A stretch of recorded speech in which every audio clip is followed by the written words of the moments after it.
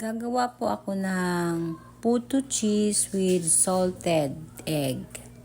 Yan. Bubuksan natin yung isang box ng Maya hot cake. Yan po yung ginagamit kong paggawa ng puto. Malambot po siya pag yan ang gamit po ninyo.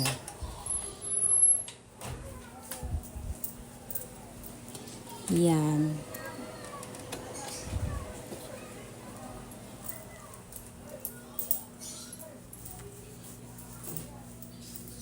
Meron pang isa, ilagay na lang natin ulit dyan. Gugupitin muna natin.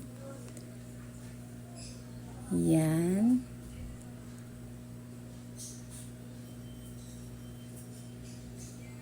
Tapos may dalawang maliit kasi wala nang malaking kagaya niyan sa una kong binuksan.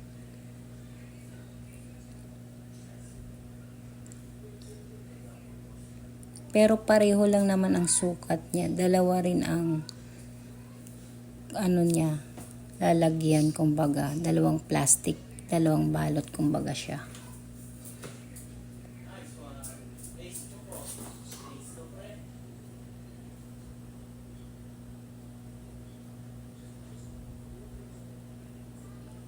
Kanya-kanya kasing style ang paggawa ng puto.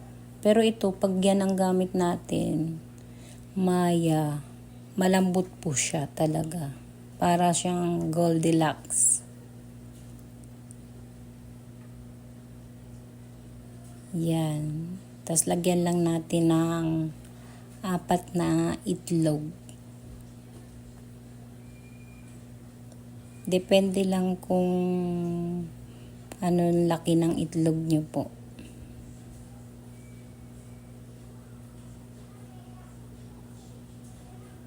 Yang gamit ko medium lang yan. Mahal na rin kasi ang itlog ngayon. Kahit itlog lang mahal na. Wala nang mura. Yan, lagyan natin ng tubig. Hindi ko naman naubos yan yung isang mangkok kasi ayan, natapon patuloy. Ano naman siya kumbaga malapot na. Haluin lang natin maigi.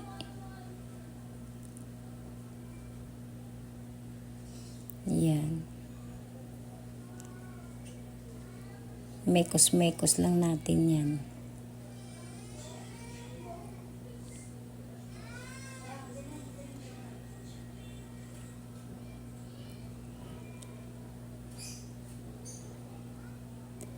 Birthday kasi ng nanay ko. Kaya pinagluto ko siya ng puto. Bali, ilang years na ba nanay kong patay? Bali, na siya, 10 years. 79 years old na sana siya.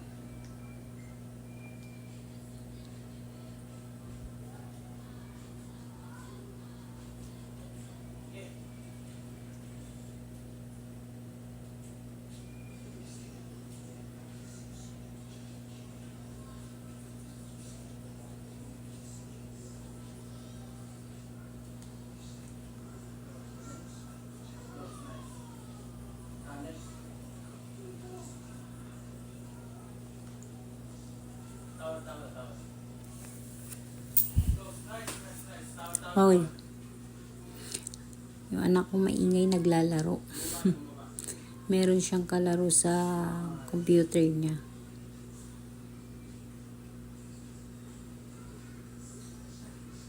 Yan. Halong-halo na siya. Maganda na yung pinaka niya, lapot.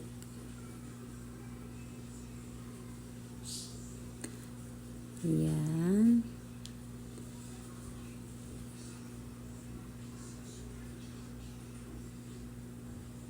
Kailangan halong-halo hanggang ilalim. Okay. Kumuha lang ako ng brush para sa paglagay ng mantika sa mga lalagyan.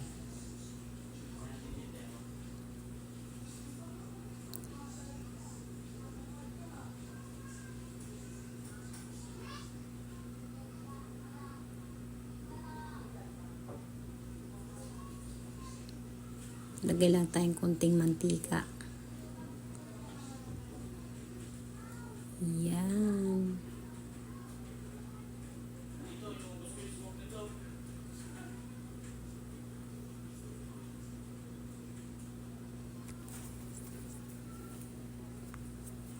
Para hindi siya manikit, lalagyan natin mantika yung mga lalagyan.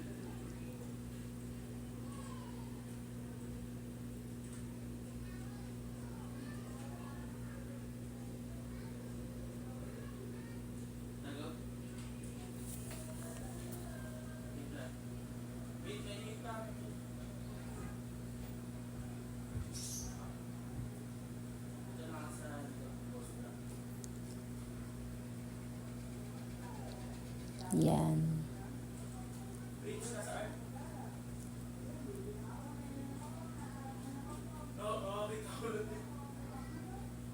Nahulog pa yung isa.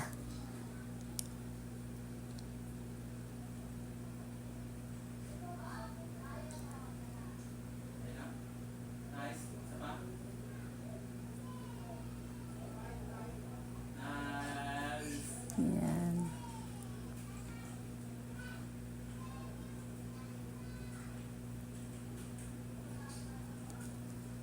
Lalagyan na natin yung mga lalagyan.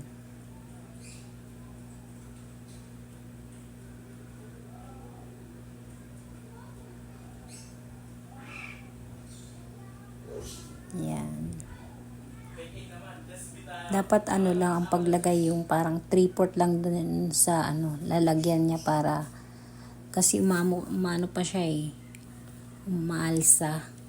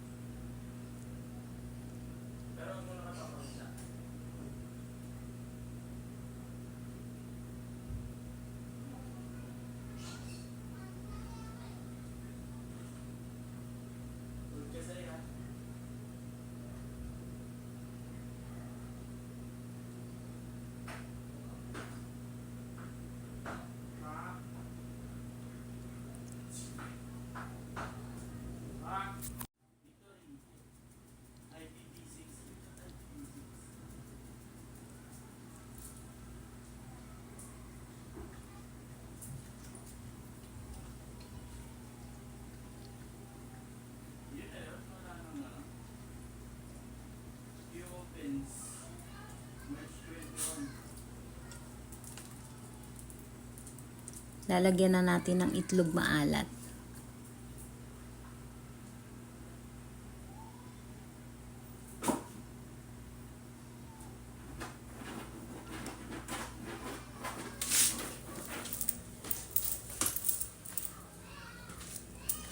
Yan, lahat lalagyan, tapos keso. May nakahiwa na akong keso dyan.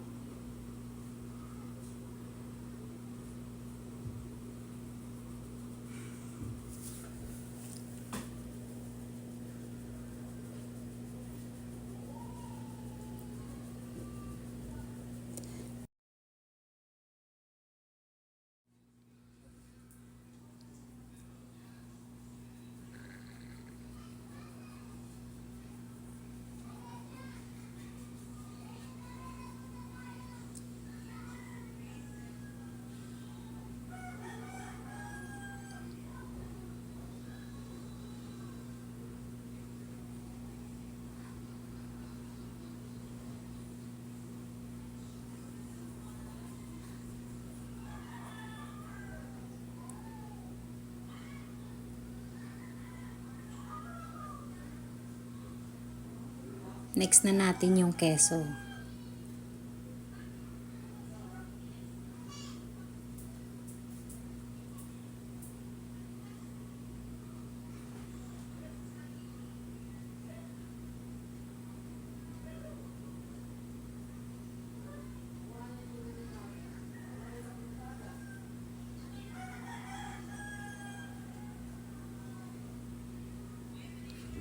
Hindi ko na napakita yung paglagay. Yan, kumukulo na siya kaagad. Silipin natin. Wow. Perfect.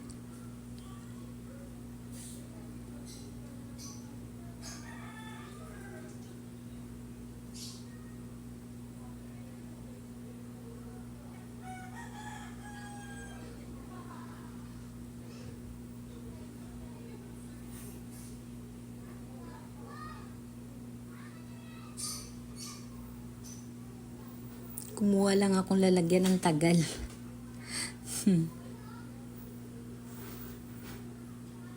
Yan, lagay natin dyan. Tapos, pahingahin lang natin bago tanggalin sa lalagyan.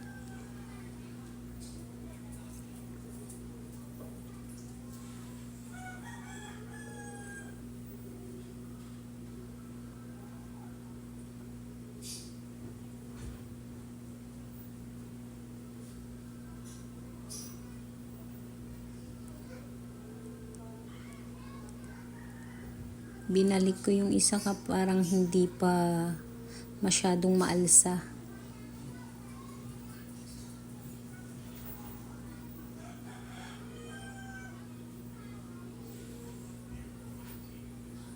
Yan. Tapos, second batch, yung keso lang ang toppings niya. Yan yung paglagay ko, nakahili-hilera. Kanina hindi ko kasi nabidyuhan yung paglagay sa with salted and cheese.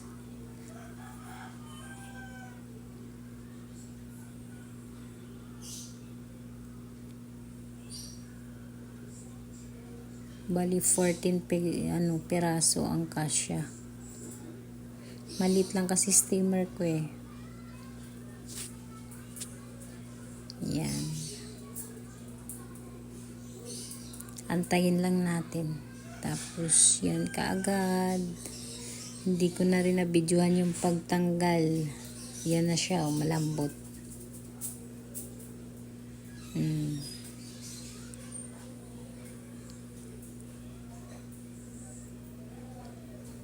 Tanggalin na natin sa mga lalagyan niya.